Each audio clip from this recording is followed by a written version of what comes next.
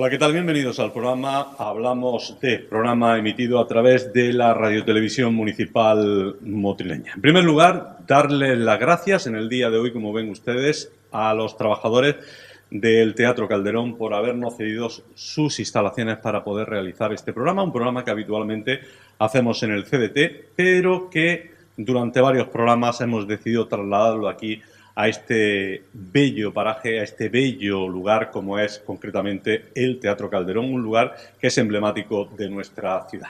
Son muchas las cosas de la historia que desconocemos y que nos afecta directamente. En el programa de hoy vamos a tratar un hecho histórico que ocurrió en 1937, donde diferentes personas tuvieron que huir de Málaga dirección a Almería, un hecho que se conoce como la desbandada, una desbandada donde ocasionó, pues ahora después tendremos oportunidad de conocerlo, pues cientos, miles de fallecimientos. Vamos a conocerlo porque recientemente ha sido presentado un documental que se basa en hechos inéditos, en imágenes que no se conocían hasta ahora sobre este hecho que ocurrió aquí en la costa granadina. Hasta pronto, hermanos, las brigadas internacionales en la desbandada. Un documental que vamos a tener oportunidad nosotros de ver aquí a través de la Radiotelevisión Municipal Motrileña. Un programa que hemos intentado hacer en varias ocasiones, si no es por una causa, es por otra, siempre por causa nuestra. No se ha podido realizar, pero la verdad que teníamos pensado haberlo hecho el pasado 14 de abril. Su director y realizador es Fernando Alcalde Rodríguez. Fernando, muy buenas tardes. Hola, ¿qué tal? ¿Cómo estamos? Pues nada, agradecido por el tiempo que nos vaya a dedicar. Un reportaje, un documental que me imagino te habrá costado mucho trabajo porque, según los datos que tenemos, figuran en él hechos inéditos, ¿no? Y desconocidos. Bueno, hay una parte del documental que se basa en informaciones ya contrastadas, ¿no? Hay mucha gente que lleva trabajando muchos años, quizás las dos personas que tenemos con nosotros aquí llevan más de 20 años trabajando en estos temas, ¿no?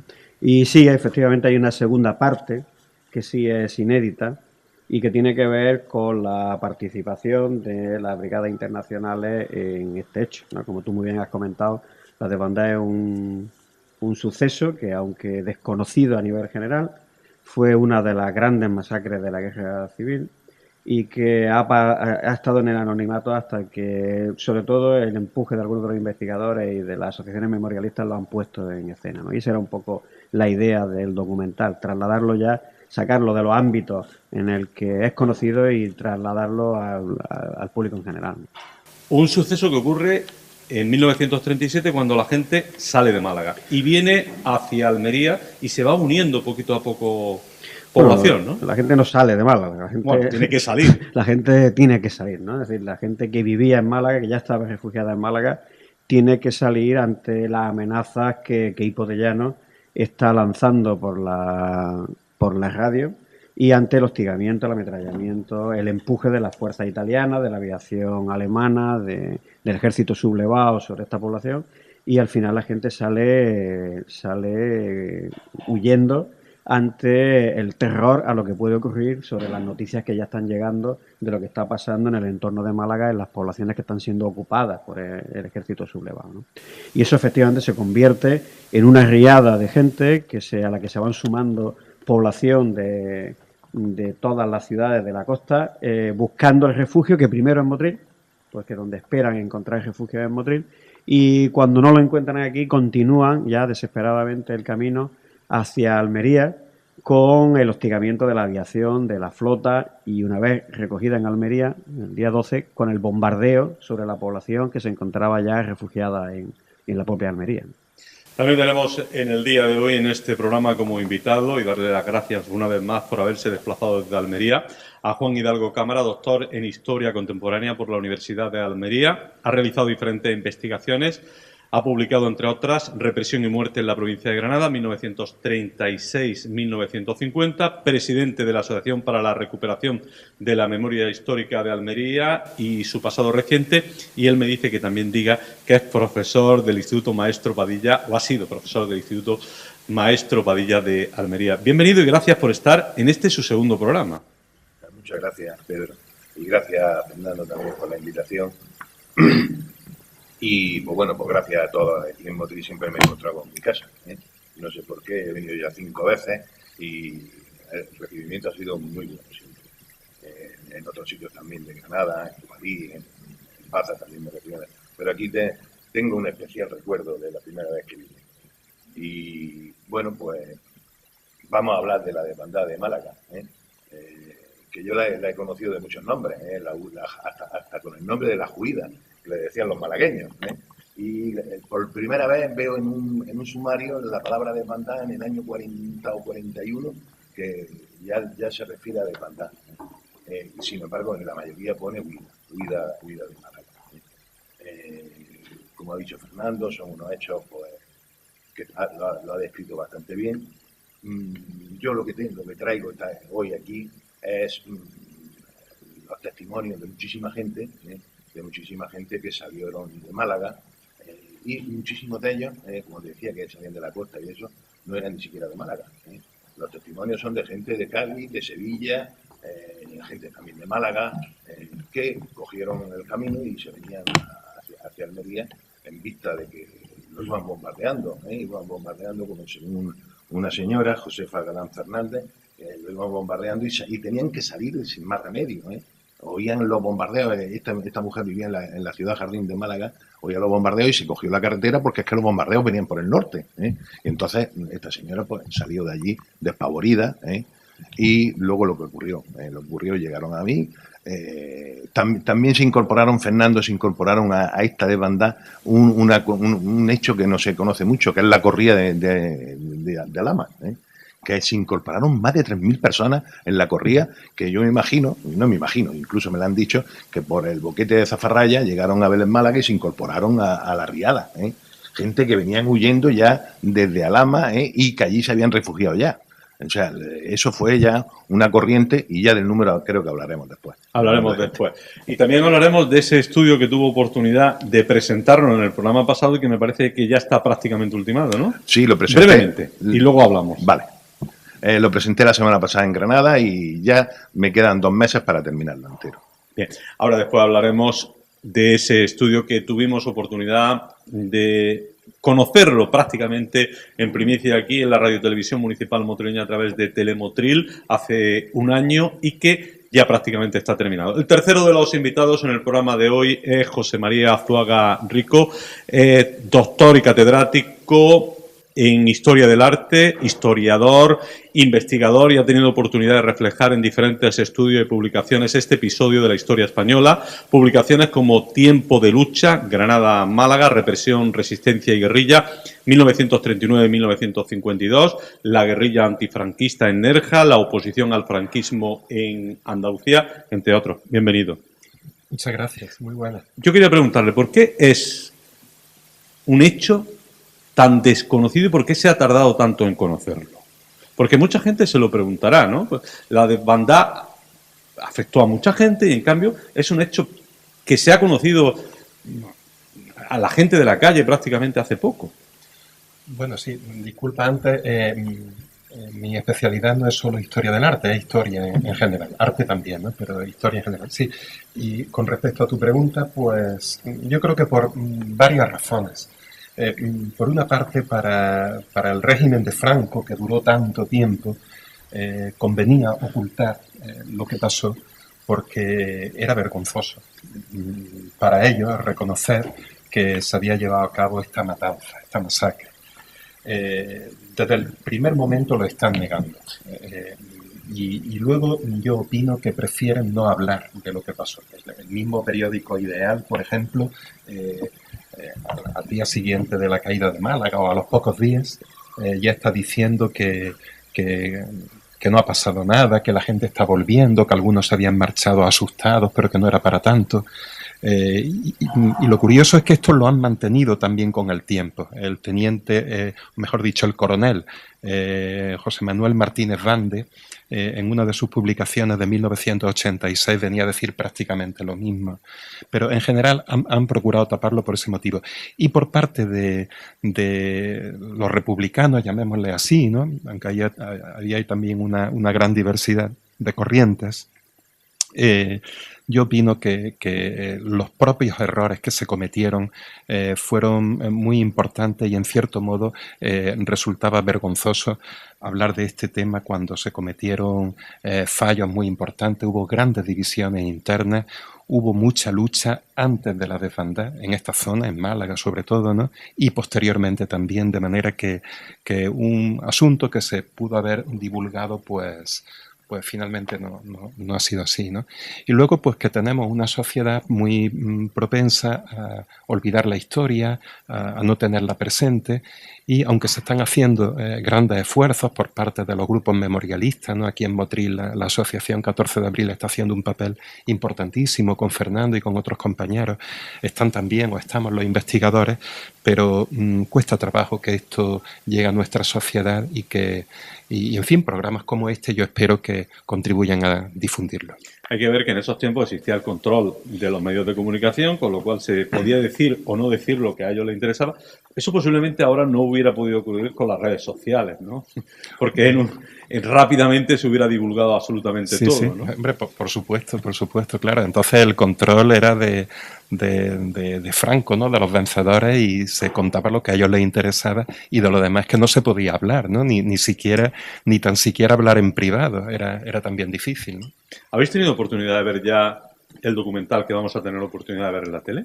Sí. Yo no lo he visto todavía. Sí, yo lo vi aquí en el Teatro Calderón el pasado mes de febrero. Y bueno, es una maravilla, ¿no? Es un documental muy bien trabajado y donde se aportan datos nuevos y se da un gran avance en la investigación histórica. Hay que hacer muchos trabajos como este. Por supuesto. Juan, Fernando, antes de pasar a ver este documental, cuéntanos lo que vamos a tener oportunidad de ver ahora mismo en Telemotril.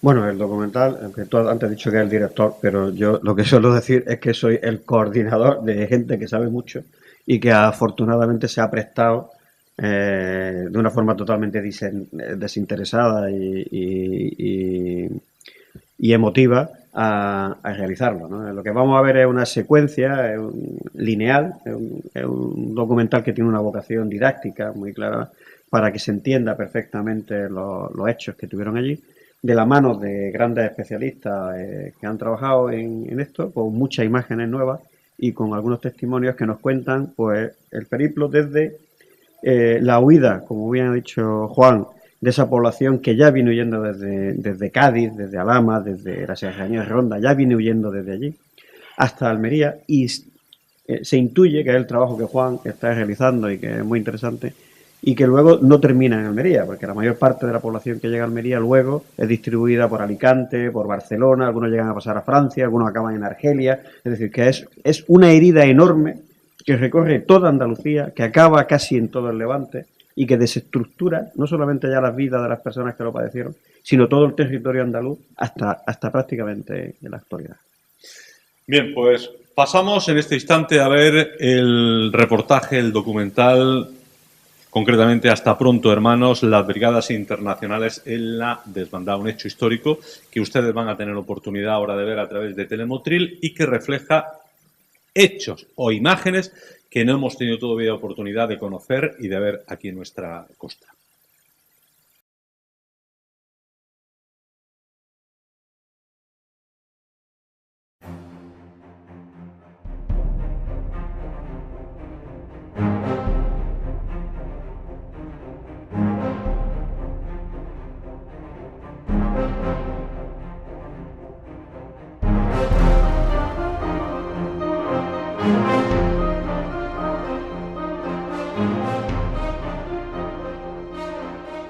A comienzos de 1937, el ejército sublevado, al mando de Queipo de Llano y las recién llegadas tropas italianas enviadas por Mussolini, emprendieron el ataque para la ocupación de la ciudad de Málaga.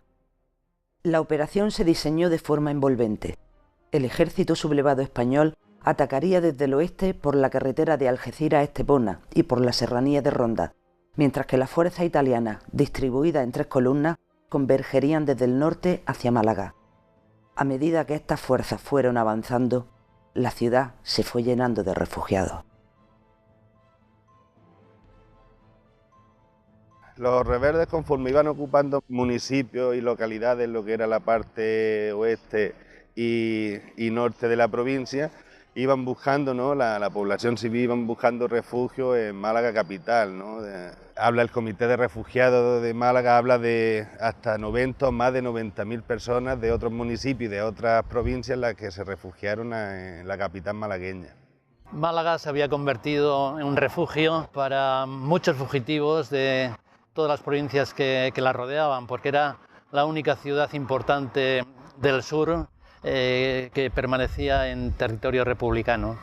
Así es que quienes huían de la represión de la provincia de Cádiz, de la provincia de Sevilla, también de la provincia de Córdoba, se dirigieron a Málaga desde principios desde el verano de 1936. En enero de 1937 Málaga había aumentado significativamente la población.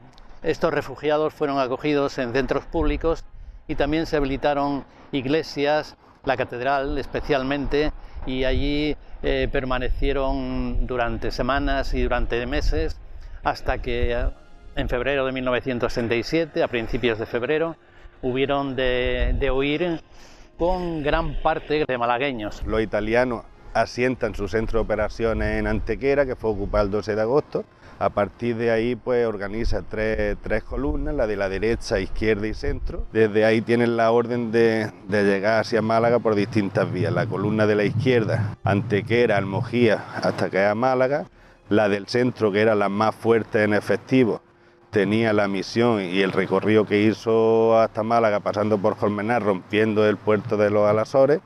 La columna de la izquierda, digamos, sería la de la derecha, mirando del Frente Republicano, tenía la misión y la orden de romper el frente por Venta de Zafarraya. El general Roata, italiano, se presentó viendo que los republicanos estaban sosteniendo el frente en este sector del frente allí en Venta de Zafarraya, se personó él mismo a esta batalla, incluso fue herido de fusil, pero bueno, siguió al frente y hasta que consiguieron romper el Venta de Zafarraya y caer hasta Vélez de Málaga. En este cerco embotellamiento que le hacen a Málaga, la única vía de escape, la única salida que tenían los republicanos era la Nacional 340. Ya el día 7, el coronel José Villalba Rubio, que era el jefe o era el militar del sector del frente malagueño, el Cayetano Bolívar, que era el comisario de guerra, diputado por el Partido Comunista. El mismo día 7, a las 5 de la tarde, pues salieron de Málaga hacia Vélez, intentando restablecer el frente. Tuvieron reuniones en las que planteaban de establecer el frente en Nerja, no les fue imposible por el avance de los franquistas, hasta finalmente establecerlo en Motril. En este transcurso de defensa última de Málaga, nos encontramos con la paradoja de que mientras se está intentando la última defensa de la capital, el Estado Mayor militar junto con los comisarios políticos abandonan sus puestos y se van de Málaga a las 5 de la tarde. Mientras tanto, el resto de militares que están bajo sus órdenes se ven totalmente abandonados, no tienen una disposición de orden de ninguna clase. El propio gobernador civil tampoco se le había comunicado la huida de Villalba, con lo cual tampoco pudo hacer la evacuación de la población civil, y a esto hay que unir que si siguen llegando a la capital la gente que está abandonando sus frentes, sus últimas posiciones, y están dejando que el ejército rebelde siga avanzando sin ninguna dificultad. Hay una sensación de moral muy baja, se habla incluso hasta de traición por abandonar los frentes, y sobre todo porque es que la comandancia se había ido. Se encuentran totalmente solos y hay una última resistencia en la noche del 7 que está realizada por muy pocos hombres que se quedan allí por lo menos para dejar lo menos posible en manos de las fuerzas rebeldes cuando vayan a entrar a la población. La población, alarmada ante la huida de las autoridades y temiendo una durísima represión que ya se había anunciado por parte del general Queipo de Llano, pues sale en desbandada. Fue un fenómeno de pánico colectivo. Se empezó a oír en la ciudad que vienen los moros, y la gente, sin saber muy bien hacia dónde salían ni hasta qué punto iban a llegar, emprendió la huida. Recuerdo a dos hermanas, dos señoras ya mayores que entonces tenían 12 y 14 años, que me decían: nosotros creíamos que salíamos de Málaga por la tarde y al día siguiente ya estábamos en Almería. Estas hermanas solamente llegaron hasta Maro, en Nerja.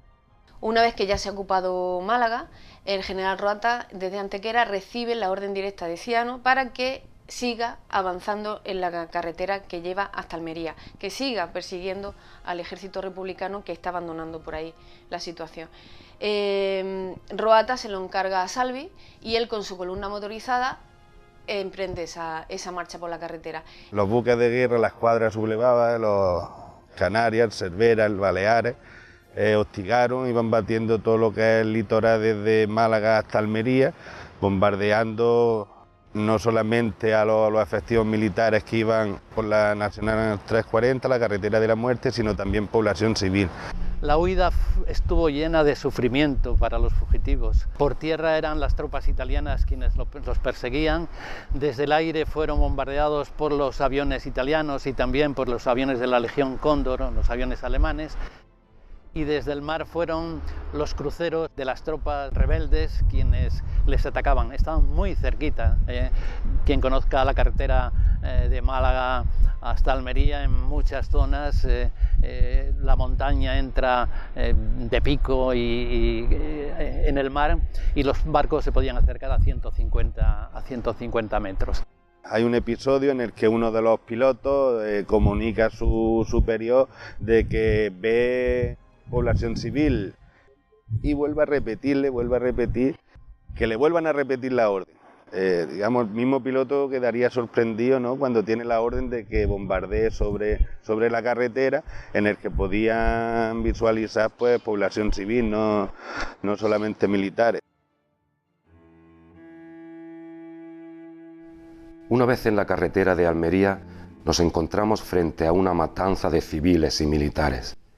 Columnas de hombres, mujeres y niños agotados. Los aviones vinieron directamente desde el mar sobre ellos y los ametrallaron. Estaban paralizados, asesinados con una facilidad sorprendente. Una carnicería.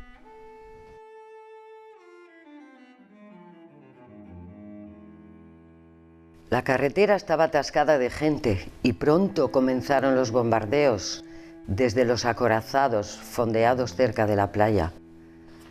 La carretera estaba expuesta al mar en toda su extensión hasta Motril. Los obuses estallaban en las rocas y comenzó a caer una lluvia de pedruscos. La gente corría llevando los niños en brazos y abandonando las últimas pertenencias. Se oía los gemidos de los heridos y de los viejos, que con lágrimas en los ojos suplicaban que los abandonaran allí e intentasen salvar a los niños. Bueno, pues han tenido ustedes oportunidad de ver ese magnífico documental realizado con un amplio grupo de personas, Fernando. Pues sí, como antes comentaba, afortunadamente a todo el que le hemos pedido ayuda nos las ha prestado, y no solo ya por los investigadores que participan directamente, que nos dan su testimonio, sino, como se habrá podido ver en los créditos, pues personas que nos han proporcionado información prácticamente de toda Europa, incluso de Estados Unidos, ¿no? Porque las fuentes que se han consultado, pues como se ha podido ver, incluyen archivos de Francia, de Austria, de Alemania, de la Unión Soviética, de la antigua Unión Soviética, aunque el archivo era de la Unión Soviética, ¿no?, la actual Rusia, y de Estados Unidos, ¿no? Entonces, toda esa información, Italia también, que nos han proporcionado algunas imágenes de la aviación que cae aquí. Afortunadamente, toda esa información pues ha sido proporcionada prácticamente gratuitamente, salvo en algunos casos, y de forma muy desinteresada. Y es complicado reunir tanta documentación y sobre todo documentación nueva. Muchísimo, vamos, muchísimo. Muchísimo, y más aún cuando se hace no desde una institución, digamos, oficial, no de un centro de investigación, sino desde una asociación, no iba a decir pocos medios, sino con ningún medio y además sin posibilidad de desplazarse y sin hacerlo, ¿no? Es decir, que la mayor parte de la información, lo que nosotros hemos hecho ha sido recuperar el trabajo de los investigadores y, en segundo lugar, pues indagar, preguntando a quien sabe y abriendo puertecitas que afortunadamente a todas las puertas que hemos llamado nos han recibido muy cariñosamente, ¿no? Y se han prestado a plantearnos toda información. Algunas cosas han sido sorprendentes, ¿no? Ya lo hemos comentado alguna vez. El caso de Patrice Díaz fue especialmente emotivo, ¿no? Cuando nos pusimos en contacto con la Asociación de Amigos de los Refugiados Españoles en Francia, solicitando información, y nos contesta en español: hola, soy Patrice Díaz, mi padre era motrileño, era taxista, mi abuelo hizo la desbandada, murió en la frontera, pero mi madre pasó, yo nací en Francia y es motrileño, y además está casado con una salobreñera, o sea que fue sorprendente, y estas cosas te llevan a sorpresas increíbles, ¿no? En este trabajo, ¿no? Y por eso digo, el cariño con el que se ha recibido en todo momento. Es que dicen que hay motrileños en todos lados. Bueno, lo que dice es que los motrileños nacen donde quieren, ¿no? Juan, tú que llevas realizando un estudio durante muchos años, llevas investigando, realizar investigaciones como la que ha realizado Fernando y ese grupo de personas tiene que ser complicado, ¿no? Sobre todo el mover documentación nueva. Sí, y más como dice, de instituciones, por decirlo, no oficiales. Eso es complicadísimo. Tenemos cierta ayuda y cierto, en fin, que nos pasan un poquito la mano en algunos sitios para poder dar, pero es muy complicado. Es muy complicado todo esto, porque hay que disponer de medios. Hay que disponer de medios y sobre todo los medios económicos. Hay que desplazarse hacia los sitios y ver en situ lo que sucede.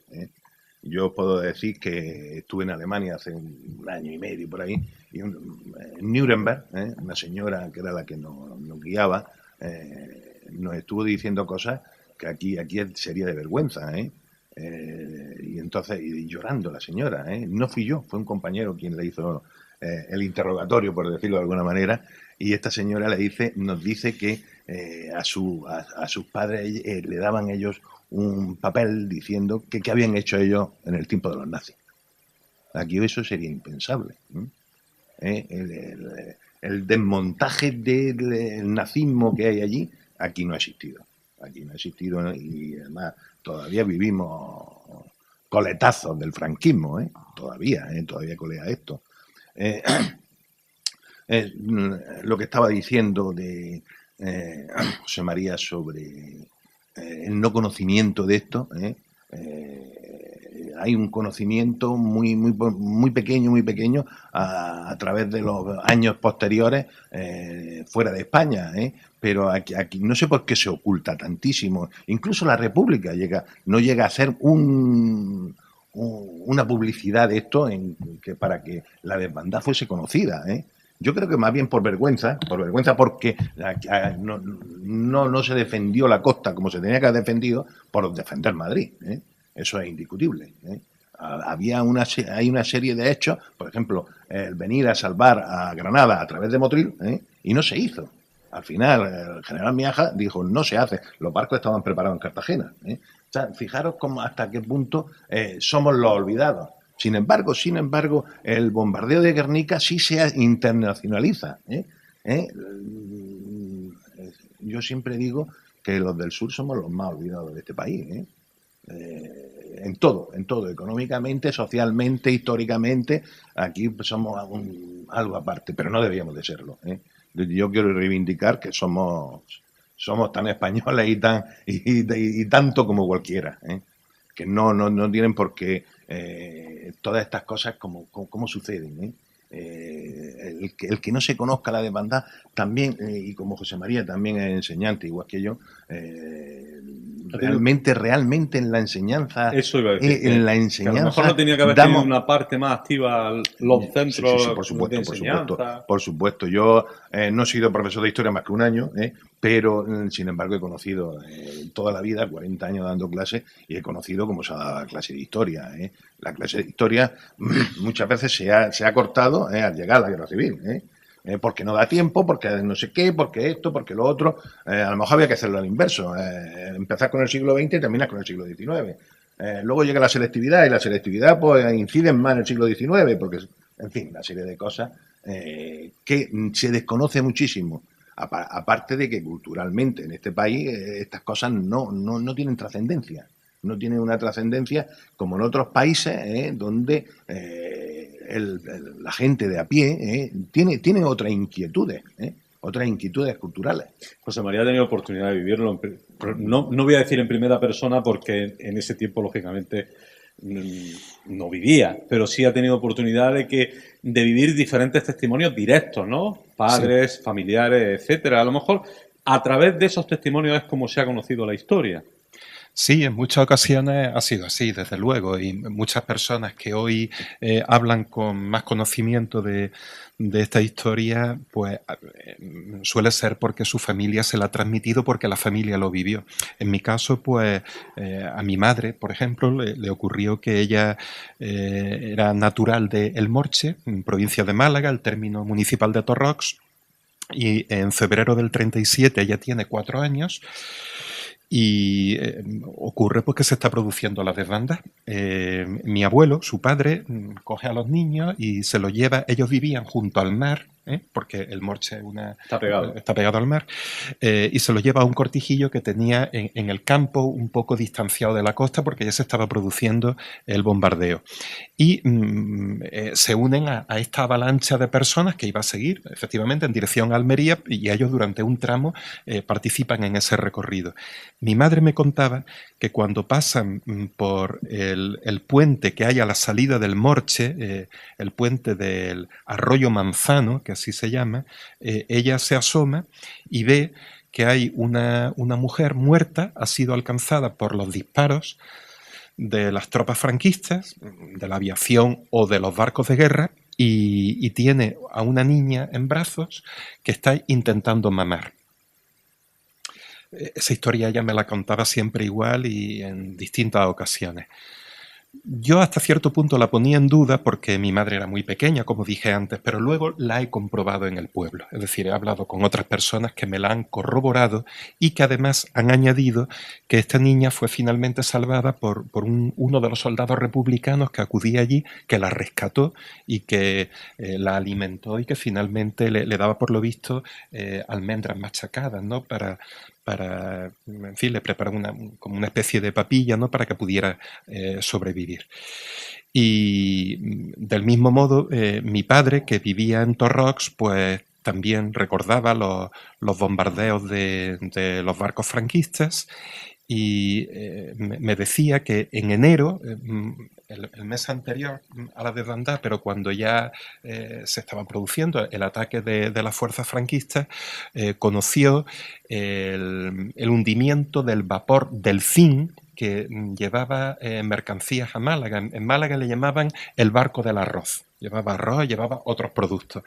Y que encalló en la costa entre Torrox Costa y Nerja, y finalmente fue atacado por un submarino italiano y por un avión alemán. Y acabó siendo hundido y todavía existen allí los restos de ese naufragio. Ha habido buzos que le han hecho fotografías, ¿no? Está junto a la costa. Los niños del pueblo acudieron allí, entre ellos mi padre, para rescatar las mercancías y poder utilizarlas, ¿no? Ese fue el otro testimonio. Y luego hay también uno muy interesante que me transmitió.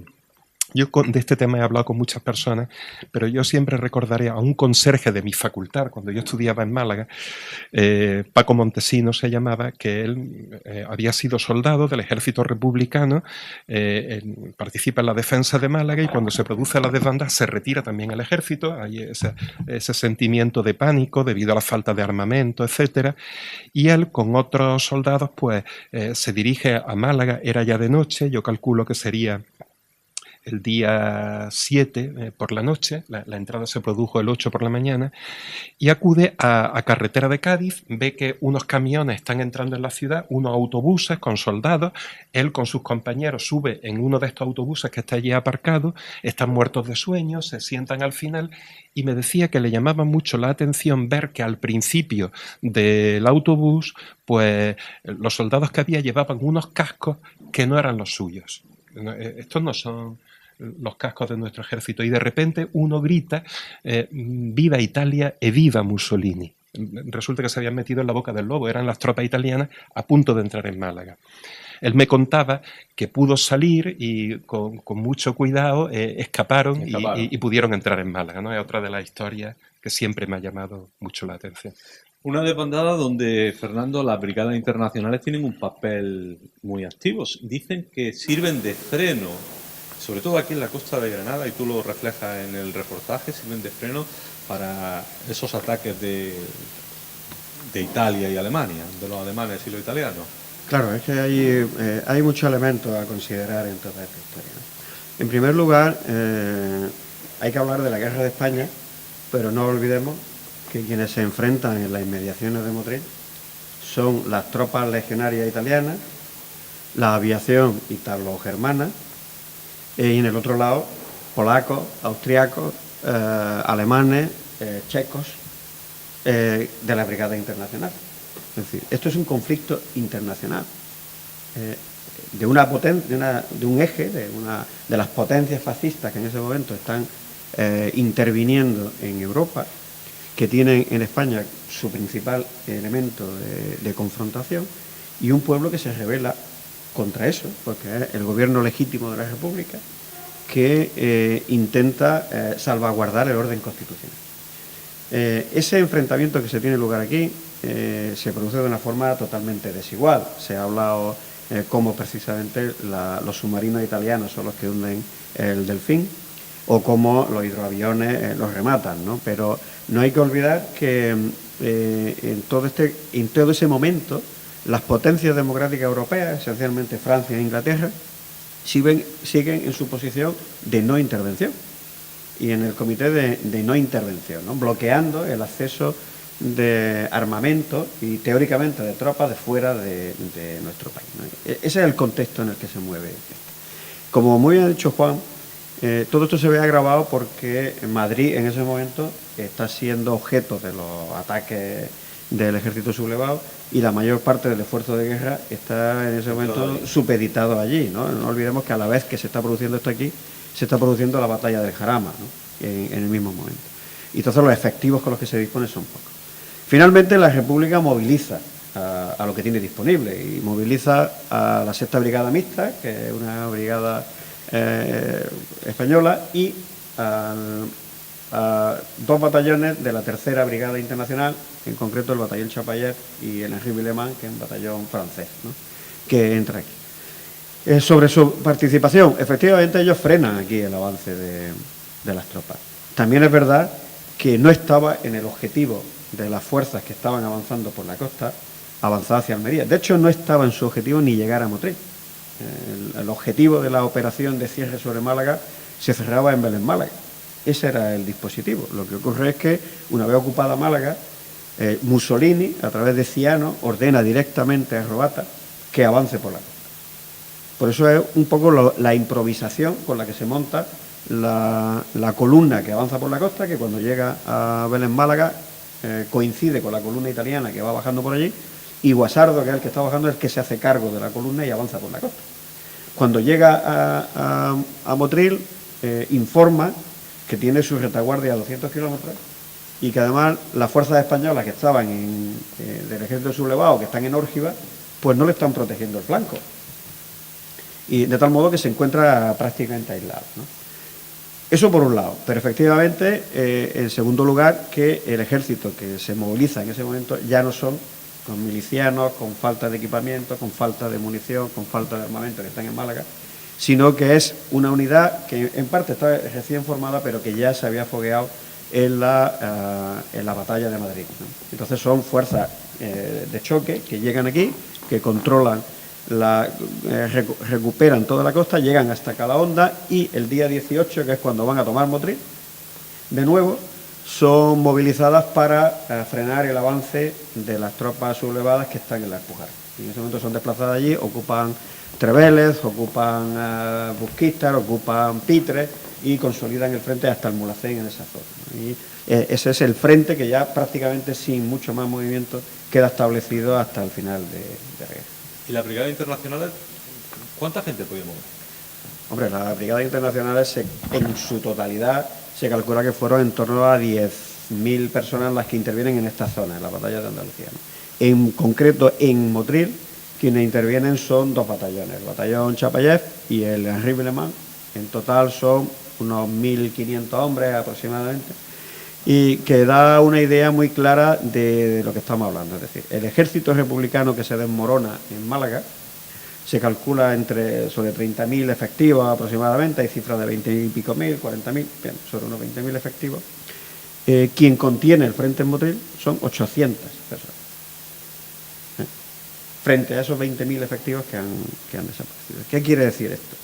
Que en la caída de Málaga intervienen muchos elementos militares, elementos de armamento, elementos de disciplina. No olvidemos que la caída de Málaga tiene una consecuencia inmediata desde el punto de vista militar, que una vez caído Málaga se constituye ya la estructura del Ejército Popular de la República con la distribución de divisiones y brigadas, y se militariza, por decirlo así, el ejército. Hasta ese momento eran milicias de los diferentes partidos, que cada una tenía un mando y que no funcionaban coordinadamente, como se demostró en Málaga, y a partir de ahí, precisamente la caída de Málaga, una de las cuestiones que tiene es que ya se crea, se militariza, se ordena el ejército de la República, que es el que interviene.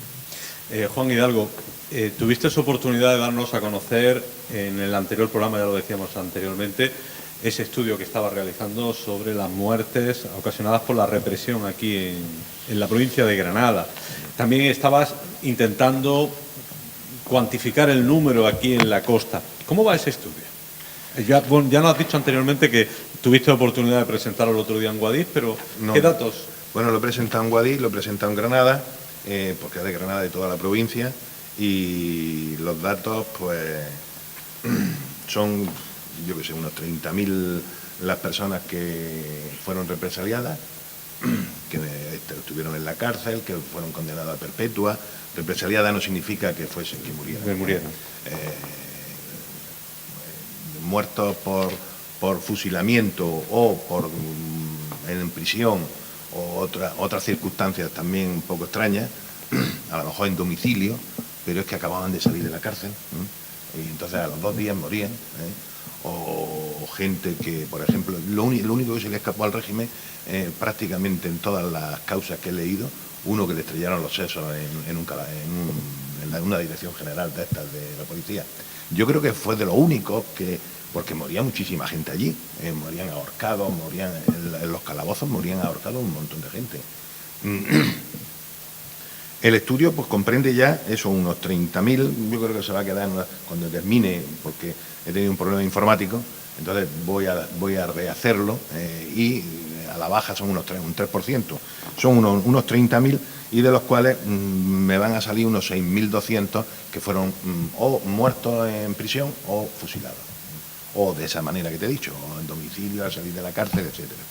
Y sobre Motril, sobre una población aproximada de 50.000 habitantes, 49.000, tengo el censo del año 30, me estaban diciendo que hay varios censos más, yo había ya conseguido el del 40, pero me están diciendo que hay un censo del año 36, del año 39, etcétera, etcétera, los cuales voy a consultar, van a ser muy parecidos porque entonces la población no se movía mucho. Y en Motril tengo unos 3.374 personas que fueron represaliadas. ¿Pero hablamos de Motril o, como decíamos antes, del partido judicial? Hablamos del partido judicial antiguo que había, en el cual incluían Salobreña, Almuñécar, etcétera, por la parte norte, Belén y llegaba hacia la otra parte, hacia el límite con el que con Albuñol. Sí, por ahí, Albuñol. Gualcho ya pertenecía a Motril. Y Castelferro. Podíamos irnos un poquito más allá de Calahonda, y ya ahí estaba el partido judicial de Almuñol, que yo me imagino que ahora ya no existe, ¿no? Sí, sí, No, sigue existiendo, es sigue que existiendo. Como hay nueve, no sé cómo lo han distribuido sigue actualmente, existiendo. sigue existiendo el de Almuñol. Ha desaparecido Ujíjar. Baza se unifica con Con Huéscar Baza, se unifica. Sí, sí. En el poniente me parece que Loja se unifica con Montefrío. Sí, ese sí lo sé. Ese sí lo sé porque he estado allí varias veces también. Bueno, pues entonces el partido judicial era algo diferente, pero muy parecido a lo que hoy día. También incluían Otíbar, una serie de poblaciones por ahí, que a lo mejor hoy están, porque comprende que están más cerca de Almuñécar, a lo mejor están dentro del partido judicial de Almuñécar. No, Almuñécar pertenece al partido judicial de Motril, actualmente. Almuñécar pertenece, no tiene partido judicial propio. No, es de Motril. Ah, vale, entonces me callo ahí. Entonces el partido judicial tenía eso, unos 49.000 habitantes, 3.374 son los represaliados y 500, tengo una lista de 552 que o murieron en la prisión de motrileña, o murieron en la prisión o fueron fusilados. Daos cuenta que la mayoría se los llevaban a Granada a fusilarlos. Los juzgaban allí. En los primeros años tengo de Baza algunos que fueron fusilados allí, en Guadix también, en Huéscar, pues muy poca la proporción, muy poca. Casi todos se lo llevaban y tengo algunos casos especiales, por ejemplo de Benaudalla, que lo podían haber hecho aquí perfectamente y se los llevan a Granada. Y de Lanjarón se los llevan a Granada en plena guerra. Los hermanos Mingorance, los Mingorance y todo eso son fusilados en Granada. Entonces, lo que comprende esto es pues, sobre una población de 631.000 habitantes que tenía la provincia de Granada, he encontrado procesados, y yo creo que esta va a ser una de las cifras más cercanas, 28.521 personas, en la cual incluyo otros listados que me han ido añadiendo. Por ejemplo, en la Generalitat de Cataluña tengo unos 500 granadinos que fueron juzgados allí. Y de otros sitios también, por ejemplo, del País Vasco y de cárceles de toda España prácticamente, de los cuales ya tengo los datos, pero me corroboran que esta gente pisó esas cárceles, en el País Vasco, en Deusto, yo qué sé, en Valdenoceda, en Burgos. Porque posiblemente etcétera. le pillara... No, los llevaban allí. Sí, se los llevaban allí a cumplir condena. En San Simón, por ejemplo, en Pontevedra, que es algo terrorífico, es una isla que hay en la ría. Yo, de ayer era hasta difícil escaparse, aunque podría ser. Y, por ejemplo, todas las cárceles de Granada, sobre todo La Campana, etcétera, etcétera, y en Isnayó, bueno, una cantidad de... Y murió muchísima gente en la cárcel. También van incluidos los masones, que yo no he encontrado, pero José Leonardo Sánchez, creo que se llama, un autor sevillano, hizo todos los masones. Yo he ido comprobando en mi listado la gente que está, en la que no está, etcétera, etcétera, y muchísimos más listados. Si es que me podía... por ejemplo, también he confrontado en Jaque la República, los que no sé por qué había gente que tenía un sumarísimo y gente que no. Cogidos de los registros civiles, coge uno, este sí tiene un sumarísimo, tiene un sumario y este no lo tiene. La razón, han desaparecido, podría ser que hubieran desaparecido. Esto lo digo, para ir terminando en esto, porque la cifra final que yo propongo para los muertos en Granada andaría sobre los 6.000 o 7.000. Que haya documentación sobre ella, con nombre y apellido. Hay gente que no tiene nombre y apellidos, que tiene nada más que puesto el nombre de cadáver. José María, eso significa que si se habla de 6.000 y 7.000, eso significa que tiene que haber muchos más, ¿no? Porque es difícil localizar o hallar a todos, ¿no? Bueno, yo creo que la cifra que da Juan es bastante, yo creo que es muy aproximada, algunos autores hablan de más, efectivamente, pero yo siempre he pensado que podía estar en torno a ese número, digamos, ejecutado de una forma o de otra, pues algo más de 6.000, sí, que por supuesto es una cifra altísima, ¿no? Porque se hablaba de que ellos, Queipo de Llano, y antes lo hablábamos, decía que en declaración en Radio Sevilla, me parece que habéis comentado, decía que ellos iban a ejecutar o realizar siempre un número superior al que... Sí, efectivamente. Esa es la línea que siguen los sublevados desde antes de que empiece la guerra. En las instrucciones del general Mola, del mes de mayo del 36, ya se ve con claridad que se tiene que llevar a cabo una represión extremadamente violenta y planificada, que esa es una de las características fundamentales de la represión de los sublevados, y mayor que la que se lleve a cabo en el terreno republicano. Y efectivamente Queipo de Llano llega a afirmar por los micrófonos de Radio Sevilla: por cada uno de orden que maten, yo fusilaré a 10 más por lo menos. En alguna ocasión fue así. Aquí, por ejemplo, en el caso de Motril, en julio de 1947, relacionado con la lucha guerrillera, matan a un teniente de la Guardia Civil, y la respuesta del régimen, aparte de los que mueren en el enfrentamiento con él, fue de 11 fusilados sin juicio previo. Es decir, que a veces esa cifra se cumplía, ¿no? Pero en términos generales yo creo que la proporción viene a ser de 3 a 1 en esa represión. Por cada persona que matan en la zona republicana, 3 los franquistas. Yo creo que en España viene a ser, según algunos estudios, como los de Francisco Espinosa, por ejemplo, creo que van por ahí, ¿no? Los datos. Quiero señalar también que hay, en mis palabras creo que ha quedado claro, ¿no?, una represión igualmente en la zona republicana, una represión también muy dura. En Motril, por ejemplo, se aproxima a 100 personas, pero distinta, ¿no?, distinta en cuanto al número, que fue siempre menor, y también en cuanto a las características, porque ese número fue menor porque en la zona republicana hay una división en torno a este tema, ¿no? Había gente partidaria de una represión extrema y otras personas que eran contrarias y que se opusieron y que incluso se arriesgaron su vida para evitar esa represión.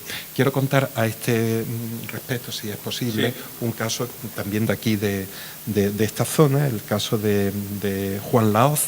Era el presidente del comité que actúa en mi pueblo, en Torrox, durante la Guerra Civil, y fue una persona que se esforzó por salvar vidas, y allí es Vox Populi, en todo el pueblo, hombre, sobre todo las personas más mayores, pues que recuerdan que él impide muertes y que le salva la vida a personas de derechas que iban a ser eliminadas.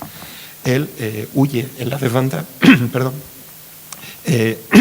llega con su familia aquí a Motril. Todavía vive su hijo Juan, que además es amigo mío, pero se encuentra enfermo y decide retornar. Vuelve a Torrox, lo detienen en las proximidades del pueblo y se lo llevan al cementerio y lo matan. Lo matan allí, precisamente una de las personas de la que se habla que él le había salvado la vida, un dirigente falangista.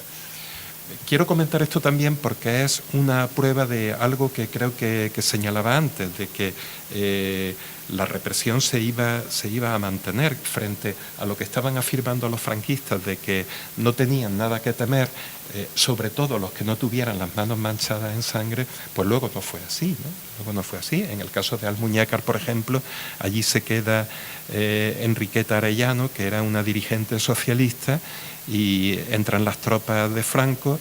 Esta mujer fue violada e inmediatamente después fue ejecutada, ¿no? Aquí en Motril también se quedaron otras personas. Yo recuerdo el padre de José López Fuentes, que no se quiso marchar. Él creía que debía estar tranquilo, que aunque era de una ideología de izquierda no había hecho nada. Pues también, nada más entrar las tropas de Franco, lo fusilaron, ¿no?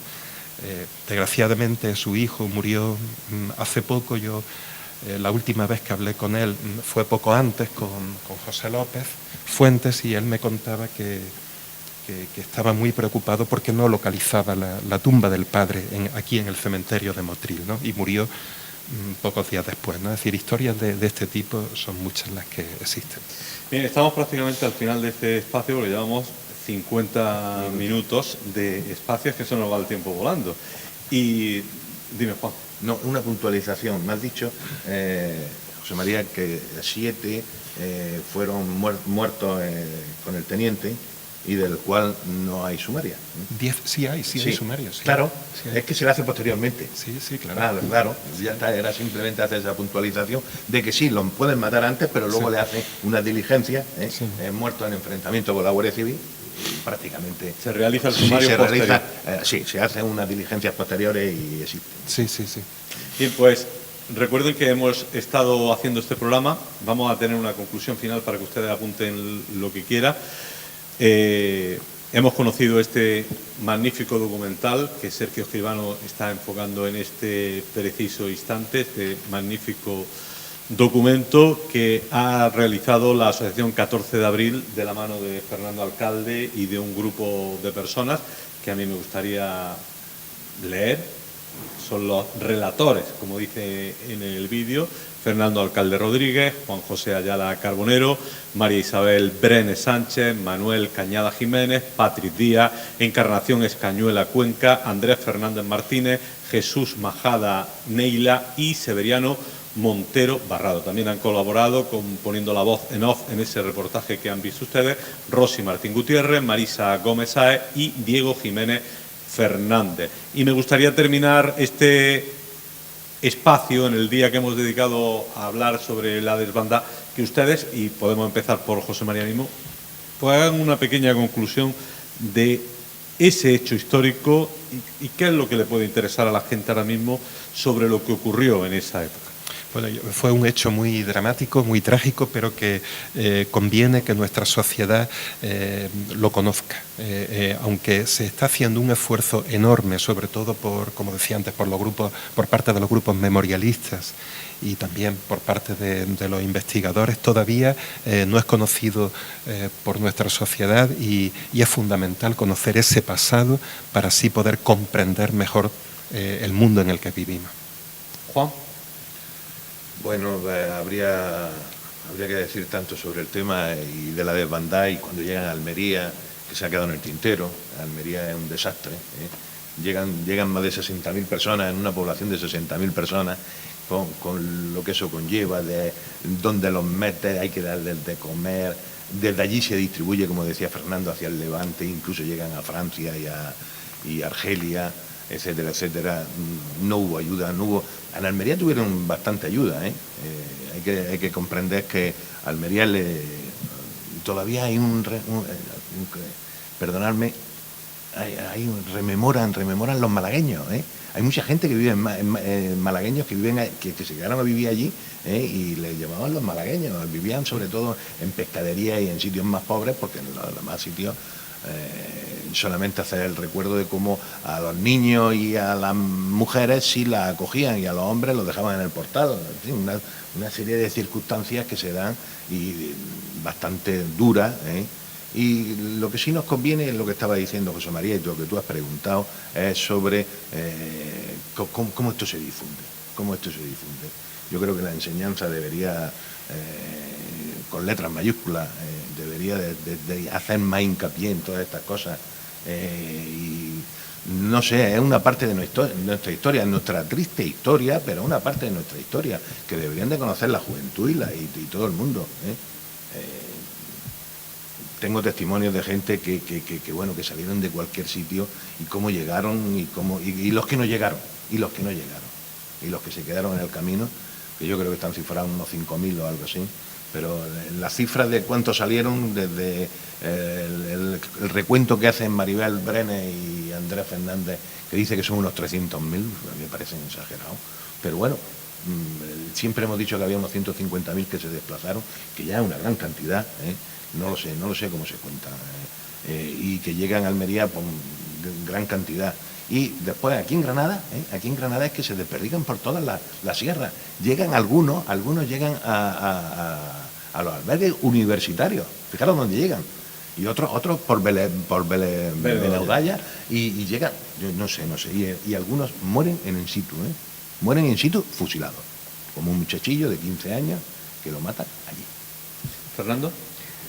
Bueno, yo simplemente concluir que este hecho es un hecho central de la guerra de España en Andalucía, que afecta prácticamente a toda la comunidad autónoma, especialmente a nuestra ciudad, porque fue en un momento en el que se veía Motril como la ilusión de la salvación para toda esta, llegó a decir Malraux, ¿no?, que parecía que el mundo fluía por la carretera de Málaga a Almería, y que pese a esa enorme tragedia que ocurrió, todavía no existe un pronunciamiento oficial de las instituciones reconociendo este hecho, ni local, ni provincial, ni autonómico, ni estatal, ¿no? Y en tanto esto no se reconozca, no se dignifique a las víctimas, mientras esto no ocurra, es imposible construir una nación, y menos una patria, que no sea capaz de mirar hacia atrás, hacer examen de conciencia, como se ha apuntado, se hizo en Alemania o se hizo con el nazismo, examinar los errores cometidos y a partir de ahí construir una sociedad nueva, ¿no? Mientras esto no se haga en Andalucía, creo que hay una deuda enorme con el pasado y con las víctimas. Fernando Alcalde Rodríguez, miembro de la Asociación 14 de Abril, gracias por estar aquí. Director, realizador del documental y, como él dice, coordinador. Gracias por estar aquí. Gracias a vosotros por dedicar este tiempo. Juan Hidalgo Cámara, doctor en Historia Contemporánea por la Universidad de Almería, ha sido profesor del Instituto Maestro Padilla de Almería, ha realizado muchos estudios. Gracias de nuevo por estar aquí, seguro que lo tendremos en algún programa más. Muchas gracias a vosotros. Y por último, José María Azuaga Rico, catedrático, doctor en Historia y también ha sido profesor del IES Martín Recuerda. Gracias por estar aquí. Gracias a vosotros. Y a ustedes recuerden, todas las semanas aquí en el programa tratamos un tema que esté de candente actualidad. Hoy, de nuevo, darle las gracias a los trabajadores del Teatro Calderón por habernos cedido estas instalaciones. Recuerden, la próxima semana tendremos otro tema. Que lo pasen bien. Hasta luego.